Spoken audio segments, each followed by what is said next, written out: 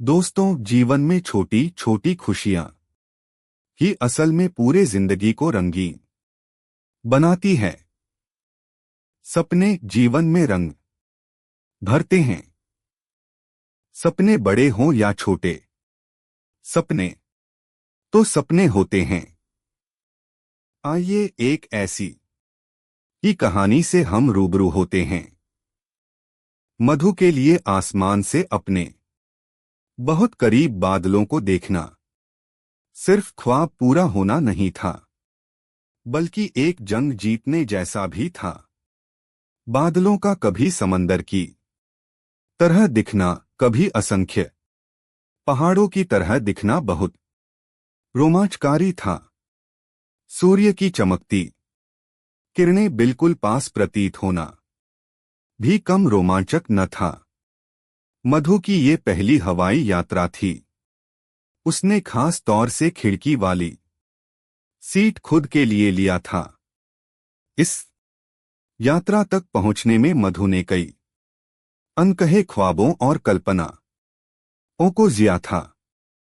मधु आज भी अपनी हवाई यात्रा को बार बार याद करती और मुस्करा उठती है। उसके तनमन में एक अजीब सी खुशी की लहर दौड़ जाती। सपने पूरे होने के एहसास की खुशी। अपने आप ही चेहरे पर मुस्कान दौड़ जाती। जब लॉकडाउन 2024 में दूरदर्शन पर रामायण के दोबारा प्रसारण की बात मधु ने सुना तो सहसा उसकी याद ताजा हो गई और वह मुस्कुरा उठी। रामायण से एक विशेष जुड़ा था मधु का, उसके एक सपने का। बात उन दिनों की है जब मधु सिर्फ 7 वर्ष की थी। तब पहली बार रामायण टीवी पर प्रसारित हो रहा था।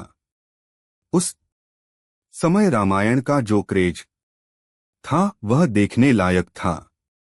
लोगों के पास टीवी कम हुआ करते थे, खासकर ग्रामीण इलाकों में। यदि किसी के यहाँ टीवी होता था तो रामायण देखने के लिए सिनेमा हॉल की तरह भीड़ इकट्ठा हो जाया करती थी। मधु के घर में उस वक्त टीवी नहीं था। पड़ोसी के यहाँ उसका पूरा परिवार रामायण देखने जाता।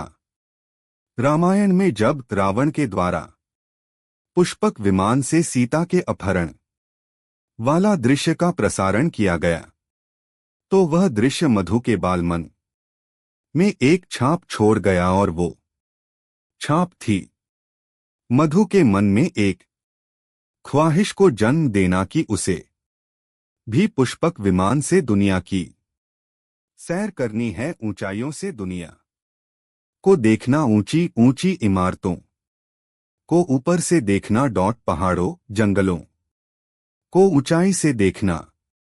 ये मधु के बालमन में ख्वाहिश बनकर घर कर गया। उस वक्त मधु के बाल मन को ज्ञान नहीं था कि हवाई जहाज में यात्रा की जा सकती है। वह मन ही मन जागती आंखों से ख्वाब देखती कि वह पुष्पक विमान की यात्रा कर रही है और बड़े बड़े इमारतों और समंदर के ऊपर से गुजर रही है। उसने अपनी ये ख्वाहिश किसी के सामने कभी जाहिर नहीं किया। वक्त बीतता गया। मधु जब 12 से 13 वर्ष की हुई तो उसे पता चला रामायण वाली पुष्पक विमान तो अब नहीं मिल सकता, लेकिन हाँ, अब भी मिलते हैं दुनिया में जो ऊंचाइयों को छू सकते हैं और उनका नाम हवाई जहाज है। मधु खुश हुई कि वो अपना सपना पूरा कर सकती है। अब मधु कल्पना और सच्चाई में फर्क करना सीख रही थी। सभी यात्रियों के जहाज पर बैठते ही एयर होस्टेस ने अनाउंस करना शुरू किया, तक की उसकी यात्रा पूरी हो गई थी।